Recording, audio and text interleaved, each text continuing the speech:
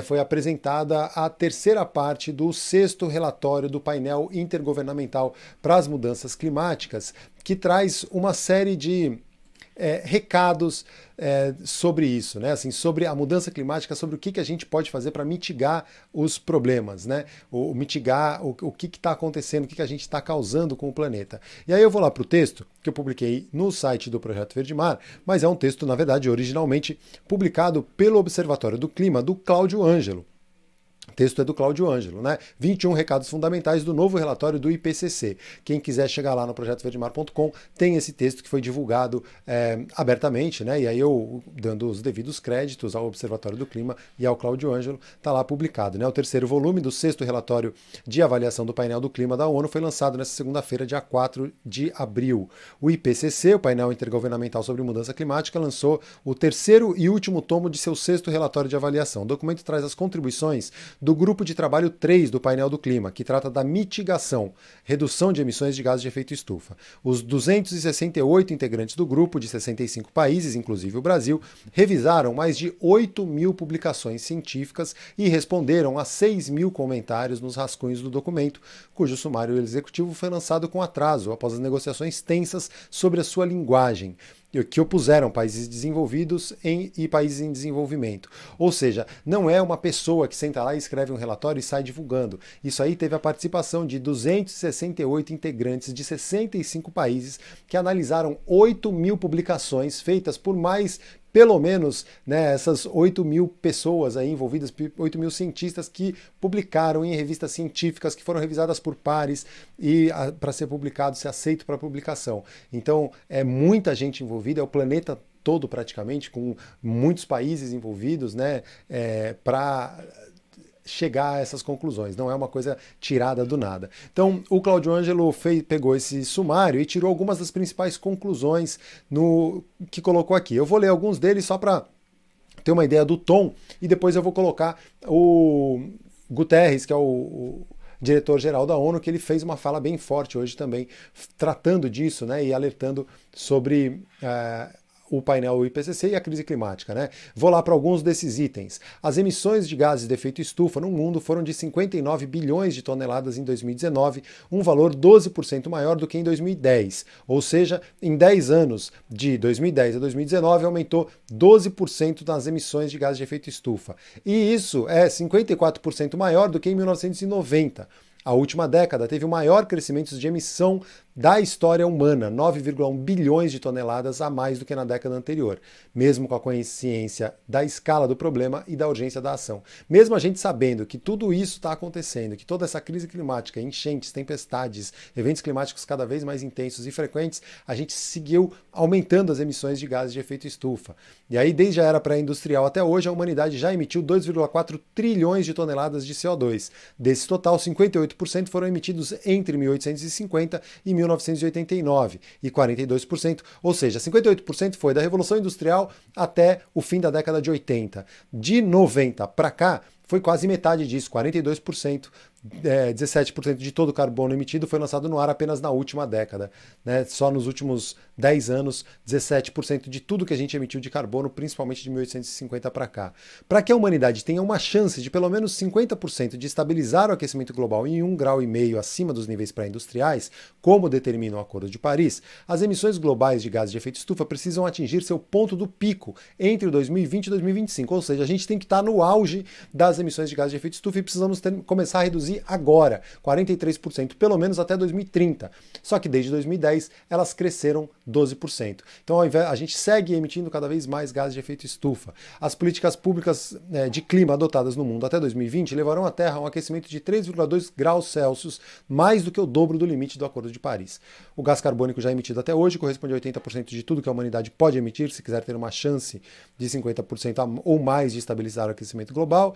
A intensidade do carbono no setor industrial e da queima de combustíveis fósseis caiu 0,3% por ano na última década. Para atingir a meta de 1,5 graus Celsius de temperatura, essa queda precisaria ser de 7,7% por ano, ou 25 vezes maior. A gente está fazendo menos de 25 vezes o que a gente precisa para chegar, né, no que precisa. Então são lá 21 pontos que tem lá o texto, se quiser entrar mais detalhadamente, né, nesse assunto, vale a pena checar, tem lá no projetoverdemar.com, na área do blog. Os povos indígenas, vou para o último item aqui, mas só para colocar, os povos indígenas são citados nada menos do que 12 vezes no sumário executivo do grupo 3 desse relatório, né? O painel alerta para os potenciais benefícios e riscos de estratégias de mitigação que envolvam o uso da terra para essas comunidades, para a necessidade de garantir os seus direitos territoriais e de incorporar os conhecimentos indígenas às políticas de redução de emissões de gases de efeito estufa. Não bastasse tudo isso, o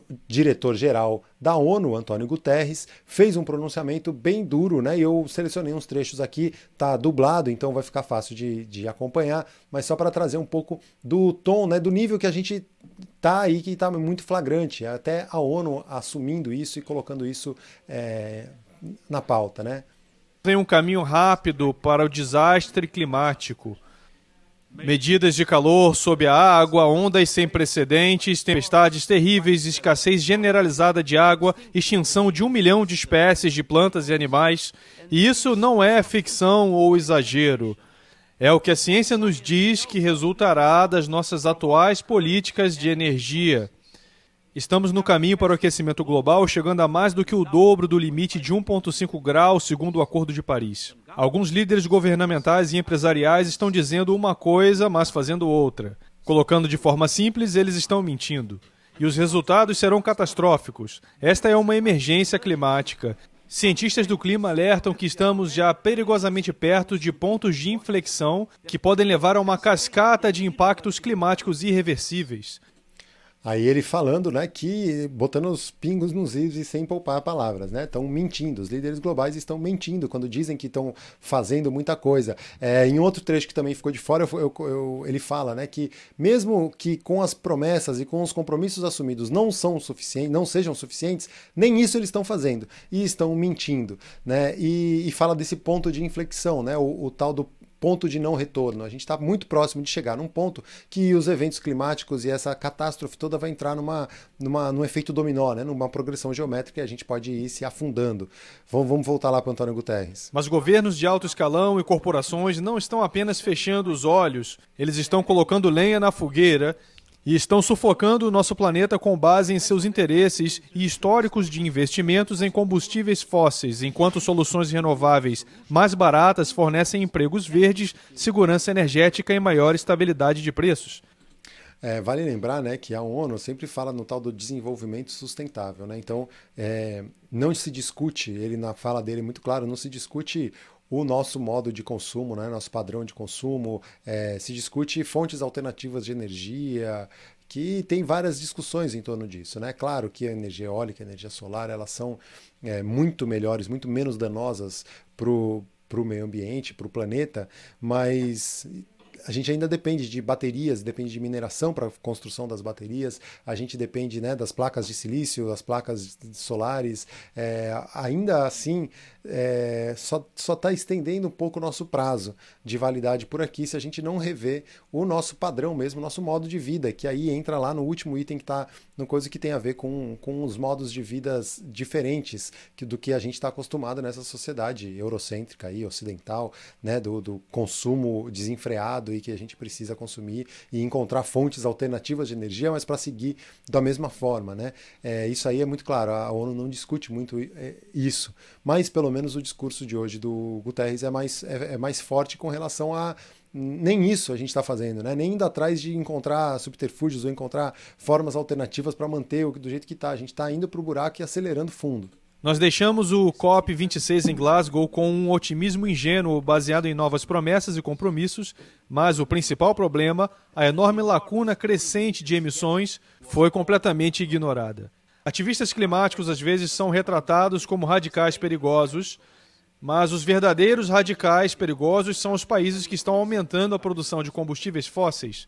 Investir em nova infraestrutura de combustível fóssil é loucura moral e econômica. Líderes devem liderar, mas todos nós podemos fazer a nossa parte, que devemos adaptar aos jovens, à sociedade civil e a comunidades indígenas para soar o alarme e responsabilizar os líderes. Precisamos aproveitar o trabalho deles para criar um movimento de base que não pode ser ignorado. Se você mora em uma cidade grande, uma área rural ou um pequeno estado insular, se você investe no mercado de ações, se você se preocupa com a justiça e com o futuro dos nossos filhos, estou apelando diretamente a você. Demandem que as energias renováveis sejam introduzidas agora em velocidade e escala. Exija o fim da energia a carvão. Exija o fim de todo subsídio a combustíveis fósseis. O relatório de hoje vem em um momento de turbulências globais. Desigualdades estão em níveis sem precedentes. A recuperação da pandemia do Covid-19 está escandalosamente desigual. A inflação está aumentando e a guerra na Ucrânia está fazendo com que os preços dos alimentos e da energia disparem. Mas aumentar a produção de combustíveis fósseis só vai piorar as coisas. Escolhas estão sendo feitas pelos países agora e cumprirão ou quebrarão o compromisso de 1,5 graus. Uma mudança para energias renováveis consertará o nosso mix de energia global e oferecerá esperança para milhões de pessoas que sofrem com impactos climáticos hoje. Promessas e planos climáticos devem virar realidade e ação agora. É hora de parar de queimar nosso planeta e começar a investir na abundante energia renovável ao nosso redor. Bom, essa foi a fala do Antônio Guterres, então, ele que é diretor-geral da ONU, né? E português, e fez esse discurso falando isso, né? Não adianta mais a gente ficar, não tem mais como seguir nesse caminho, né? E ainda que a gente discuta todo esse conceito de desenvolvimento sustentável e esse posicionamento da ONU que tenta, né, empurrar a goela abaixo a ideia de energias alternativas, né, fontes alternativas de energia, é o que a gente tem de melhor no momento. Mas a gente precisa, de fato, refletir muito mais profundamente, né, sobre a raiz desse problema, porque não vai haver bateria suficiente para armazenar toda essa energia que a gente precisa para seguindo nesse ritmo de produção e consumo que a gente tem no planeta. Então a gente precisa, de fato, rever a nossa forma de viver, né, de estar por aqui.